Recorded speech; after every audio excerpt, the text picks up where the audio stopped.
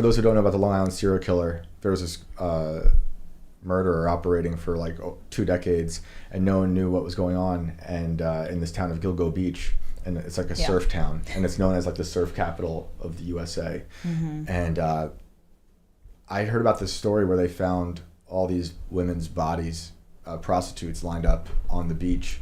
They found in December, and a police officer was training a cadaver dog named Blue, and his dog found a cadaver.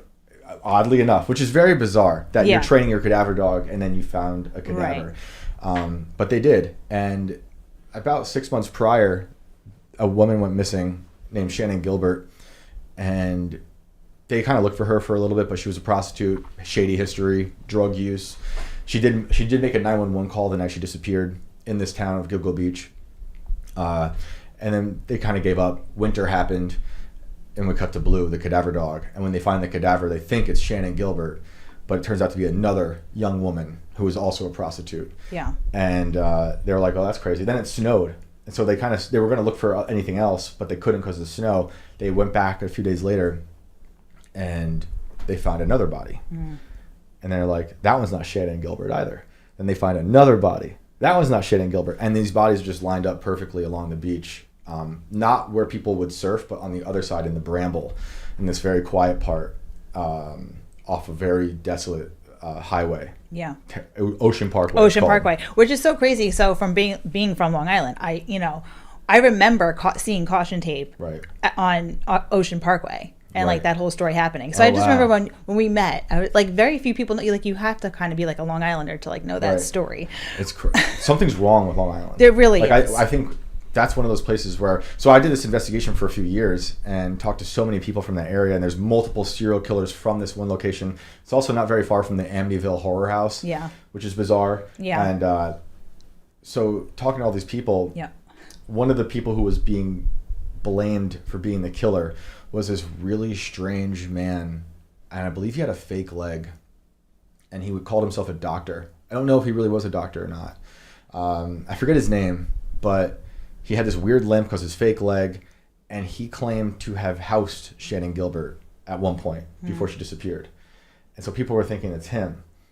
And I guess it was him, unless I'm getting it wrong, but I think it was this guy who had some connection to TWA Flight 800. No. And when it crashed, he like inserted himself into the story. Okay. Which is why I believe in the story. I could be wrong about this, but I'm pretty sure it's one of the reasons why I started calling people grief whores. Because they're people who attach themselves to grief. And they need to be a part of it, and like they start making themselves like the center point of a problem, where they're just in the periphery of it. So he's inserting himself with the families, and with Shannon and all that stuff, so that everyone thought he was him, to the point where they mocked him out of Long Island. Like he just had to disappear. So it was crazy. So whatever happened to him? He moved to I forget where, I want to say Florida or something, but there was a website that was created right after all the bodies were found, and they just started blaming everybody in town. Because everyone, they blamed the police chief, I believe it was.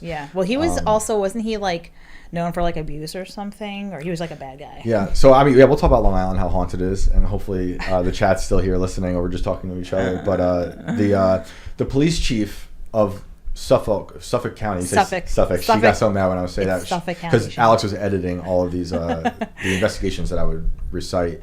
So the police that's why it's like Suffolk, you're on Long Island, and I like right. I'll still do it wrong now. though. So this guy somehow was promoted to, like, I believe, chief of police after already having been caught with a prostitute in his patrol car, and people thought he was the killer for a long time for various reasons. And one of them being, when he was a young boy, he watched a bunch of other boys murder a child in the woods in Long Island.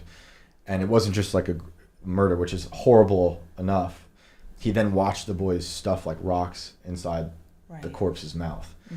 And then I believe he testified against them. So people were like, he had witnessed some type of horrible trauma and had to maybe relive it, you know. People were making connections to shows like Dexter, right? Where Dexter's born in blood and he becomes that.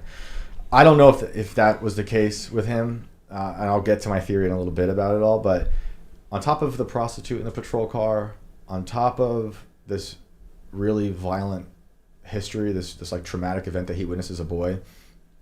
He, during the investigation of the serial killer, and while being blamed for everything, beat up someone for stealing porn and like sex toys and I want to say drugs, but you gotta look up the articles, out of his car. So beat him up, and then he went to jail.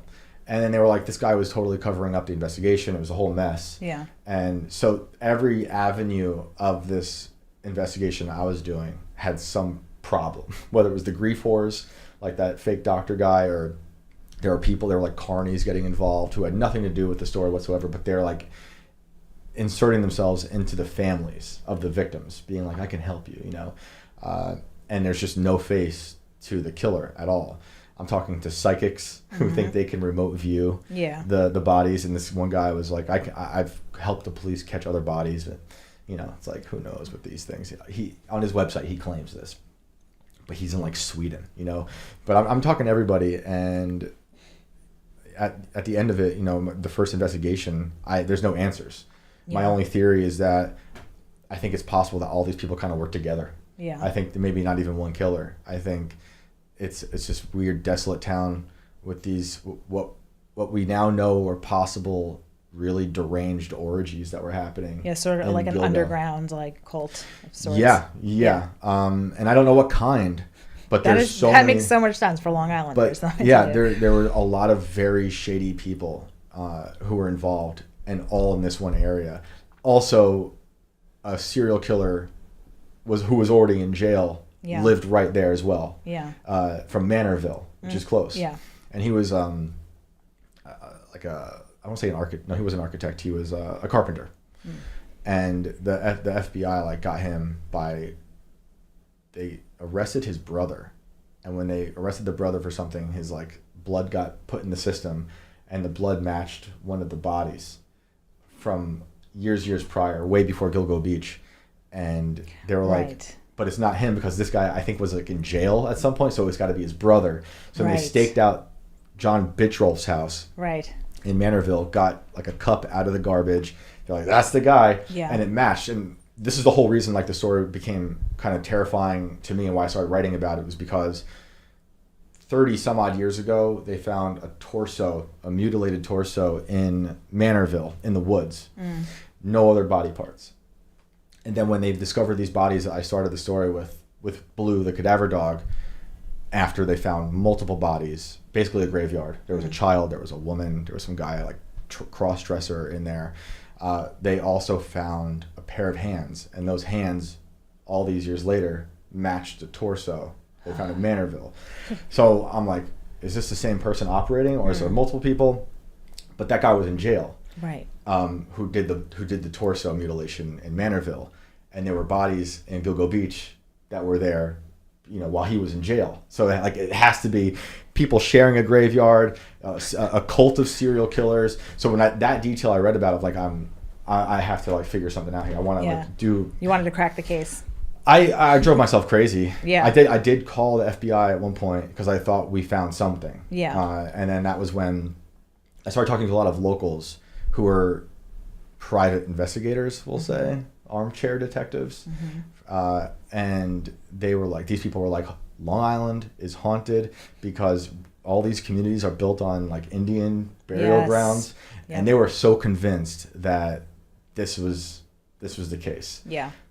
And then me and this one person who went by the name Lindsay Lohan 7. Like I never knew their real names. Which Lindsay Lohan's from Long Island, by the way. Right. It might have been her. Who knows? She's just on her her hobby is just this. Who knows? That'd be great if that was really her. Yeah. She totally disappeared after all this. But we found this website called Utopia Guide, and it was basically a Yelp for prostitutes in Long Island. But it was a Yelp for the men to review them, and they had this system of rating their women, right? And so it's kind of wrong to call it Yelp because it actually predates Yelp. It started in, I want to say like 99 or something, whatever. It was before Yelp, and I read through it all, thinking, because there's a lot of violent postings on this website, at least there were at the time, and I could watch them follow the news of the bodies found, and I could watch them be like, oh, I was with her, you know, and they'd have like memories of being with these corpses that were now in the headlines. And then, you know, I could also watch them type out reviews for these women while 9/11 was happening. And so they're talking about a tower getting hit while they're also rating like the girl they slept with in the parking lot at some Marriott. And then like, oh, another tower got hit. And then so after all that, I came across this one guy who they all thought was the best. They loved this one guy who was always writing these crazy, they called what he wrote epistles, because they were very in depth. Like he was like the only person who wrote kind of eloquently. And very long, and also about how he'd like to do like crazy abusive acts on women. And like he could have been a total troll, because it wasn't like this wasn't on the dark web. It wasn't like you couldn't not find it. No one knew to look for it, unless you were in this community, right? But he had he'd break down how he would go about leaving his wife in the morning, where he would do it, like why he liked doing it in public, why he liked to hurt these women, all these details, some of them quite graphic. And we were all convinced like this is the guy. And then you'd be like, well, why would he say it publicly? Again, maybe it's not, you know, but we were driving ourselves crazy at that point. And that was it. You know, I kind of ended there because there's no answers. And then fast forward a few years to this past summer. Yeah. And they arrest a guy. They arrested a guy. The guy. We don't know yet. Well, I guess not. We don't know yet, but he's a giant man. Yes. Who happened to be an architect. And that was the other thing. I didn't say this, but like the profile we created of, you know, in our little circle for the story I did was like, he's probably a well-to-do person, right, who's respected in the community. Well, he was a married guy with a son, I think, too. 2 kids. 2 kids. Two okay. kids. Yep, married. And we thought that because you can't operate for that long without being, you know, a part of the community. Yeah. Because there's different types of serial killers, obviously. There's like a Ted Bundy who could operate in the shadows and look and dress nicely. Then there's, you know, the crazy ones like, you know, Ed Gein, not really a serial killer, but, you know, more like a loner, digging up bodies, which is crazy, you know. But I was assuming this guy's more like Ted Bundy, because Ted Bundy could get away for so many years, get involved in politics and kind of charmed people. And I've talked to people who've, they claim, been in the car with Ted Bundy. Yeah. And they were like, he didn't like me because he could smell something wrong with me because I've had children. This is what she said. Wow. And that his face changed like an animal. And she described the car and everything. But again, I'm very skeptical of all these stories because people, all this information about Ted Bundy's out there. Yeah. About what his car looked like and everything. So it could be people inserting themselves into the story they know I'm writing about, and that's that. Right. But so when they arrested this guy for the Long Island serial killer, he was a giant man who was an architect with a very successful architecture firm, who had done airports and you know, I think like Taco Bell or something. Yeah, and like all my Long Island friends, like the wife knew. She had to have known. I think he had stuff in the they pulled out a bunch of stuff in the basement too. Yeah, they ripped up his whole house. Yeah. And they got him the same way they got John Bittroff. They pulled garbage out of the he threw like pizza crust into a garbage. And sorry, I just checked out for a second. I'm like, yeah, I'm like, I don't even know. Are we still streaming? Yeah. I don't even know. But if I'm going to finish it anyway. But so, yeah, this guy looks like a human version of Michael Myers. He's got this weird haircut he made. It looked like they cut it with scissors, and I want to say he's like 6'6". I'm 6'2". Yeah, I saw him in court, and he towered over us. I think he's like 6'6", between 6'6" and 6'8", really big. Yeah. And yeah, so it just so happened that when they arrested him, I was in L.A. and because I, you know, have been writing about serial killers for so long, I'm out in California. I think about Ted Bundy. I think about Ed Kemper. You know, there'd be no profiling of serial killers without Ed Kemper. If people watched, what was that great show that David Fincher did? Mindhunter.